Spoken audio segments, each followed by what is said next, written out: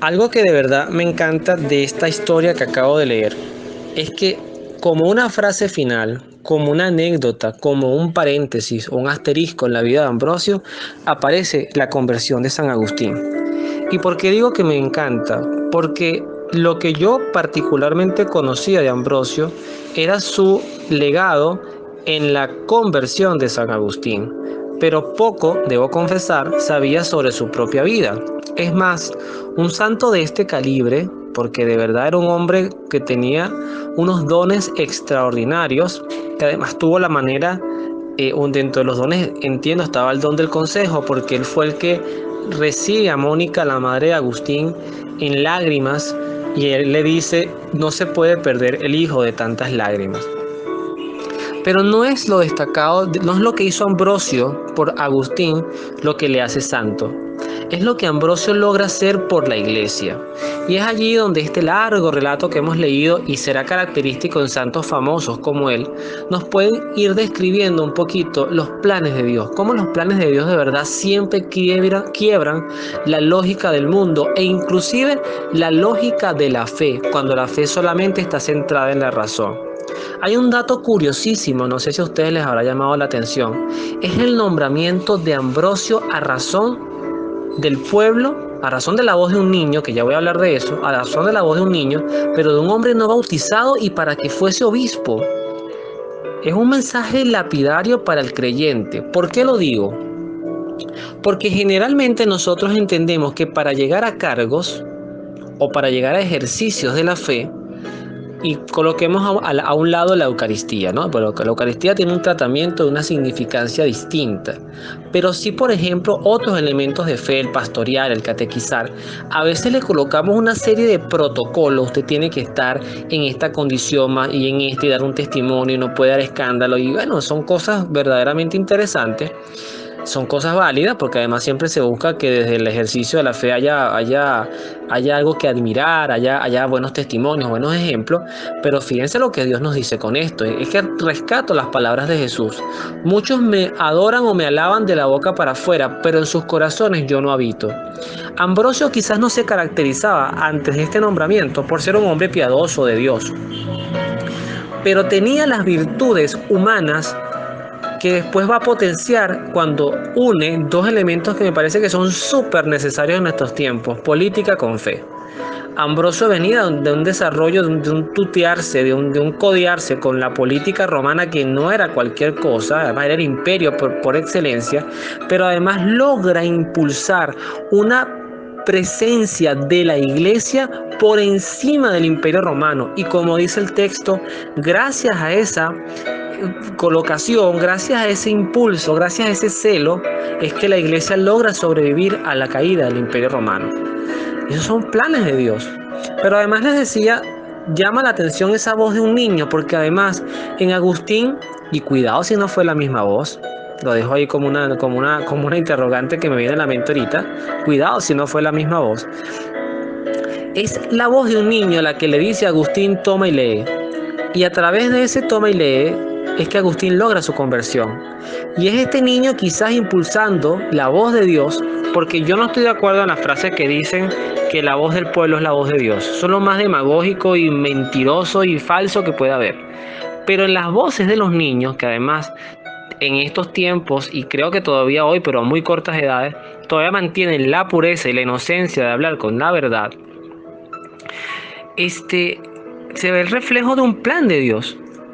Y vean todo lo que logra Dios desarrollar en Ambrosio a razón de este plan. Dice el texto, todo el mundo estaba de acuerdo con el nombramiento menos Ambrosio. Es típico de la humildad. Es típico del saber. O sea, Ambrosio conocía las leyes. Él decía, ya va, pero ¿cómo me van a nombrar a mi obispo si el mismo concilio de Nicea prohibía que cualquier persona que no estuviese bautizado fuese nombrado para cargos episcopales? Y tiene toda la razón.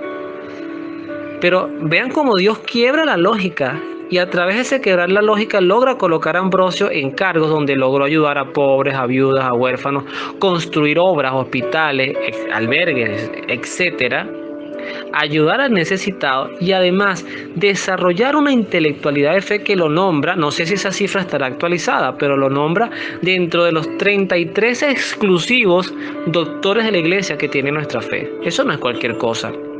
Es más, no sé si a ustedes les genera apetito de leerse esos textos sobre la virginidad, esos textos sobre el Evangelio de San Lucas, que son de Ambrosio, porque mucha de nuestra doctrina, teología viene de estos hombres, no solamente de los apóstoles y de San Pablo, es que estos hombres además fueron dando respuestas a sus propios tiempos y hoy también seguramente existen muchos profetas que siguen dando respuestas a sus propios tiempos.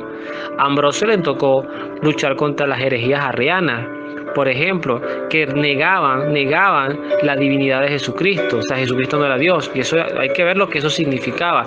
De ahí viene el concilio de Nicea-Constantinopla, el credo sobre todo de Nicea-Constantinopla, que nos reafirma que Cristo es verdadero Dios.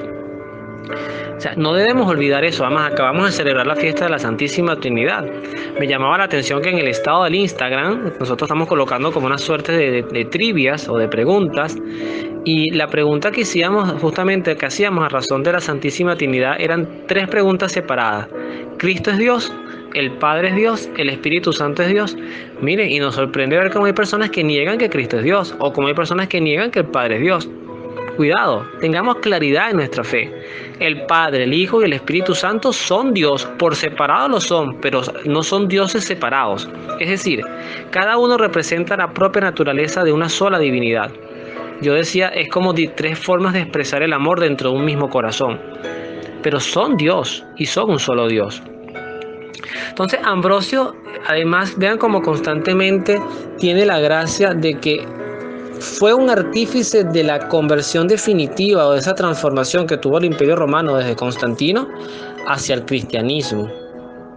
Además logra una confraternidad, un cohabitar entre el poder del Estado y el poder de la Iglesia, que muchos después dirán, bueno, pero eso se corrompió, después vinieron factores terribles de corrupción, la Inquisición en muchos extremos, ¿no? En la Inquisición en unos aspectos históricos, siendo justo, fue necesaria, pero no por los maltratos, no nos centremos en los maltratos, en las torturas, porque eso fue un cuadro de la Inquisición, pero la Inquisición también tuvo otro contexto, donde, por ejemplo,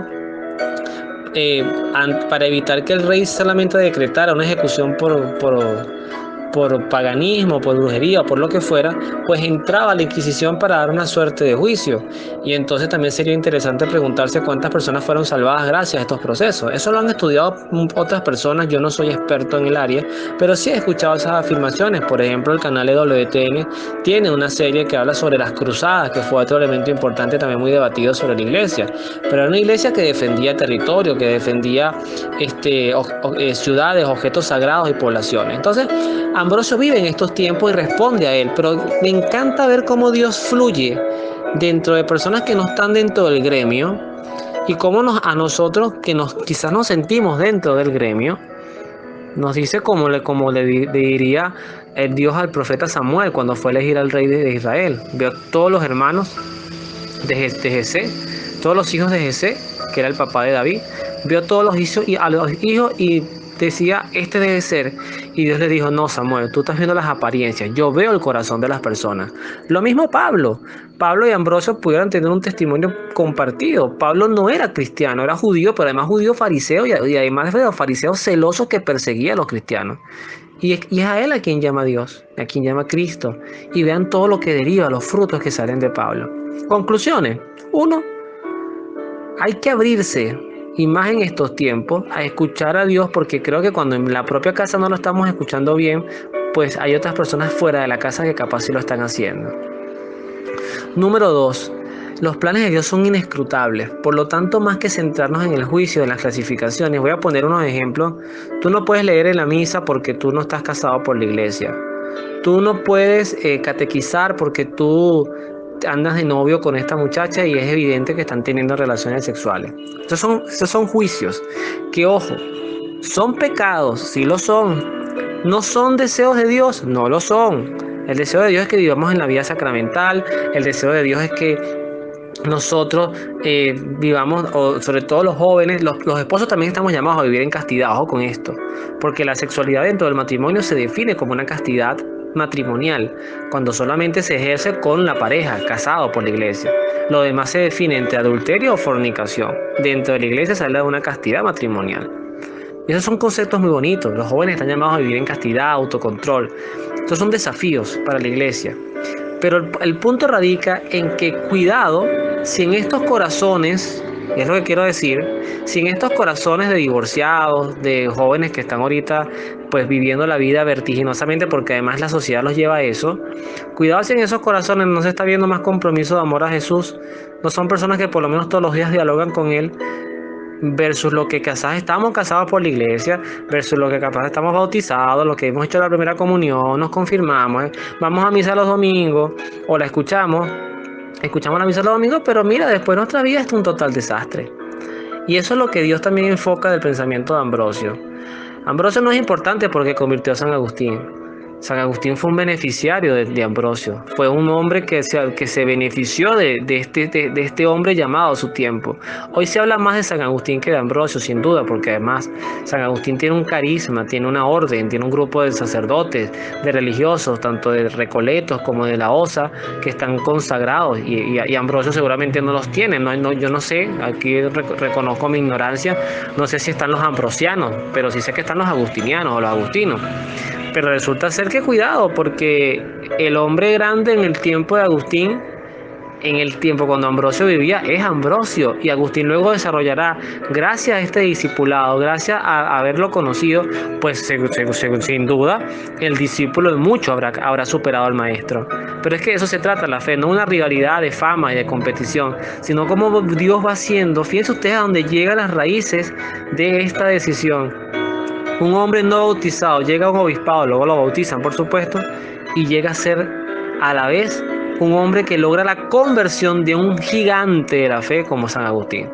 De eso se trata los planes de Dios.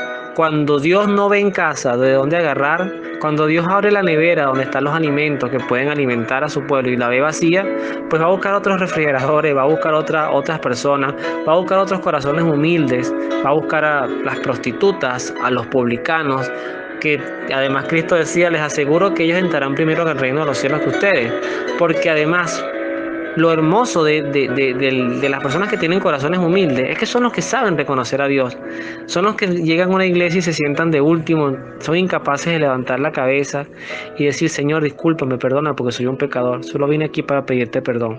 Y eso Dios cómo lo ama, eso Dios cómo lo valora, el corazón constrito y humillado, que además se sana en su amor, se sumerge en ese océano de amor infinito que es Dios. De eso se trata, seguir este legado tan hermoso que significa hoy la fe. Y gracias, Ambrosio, de verdad, gracias de donde puedas escuchar en representación de esta comunidad de Abrazando Nuestra Fe.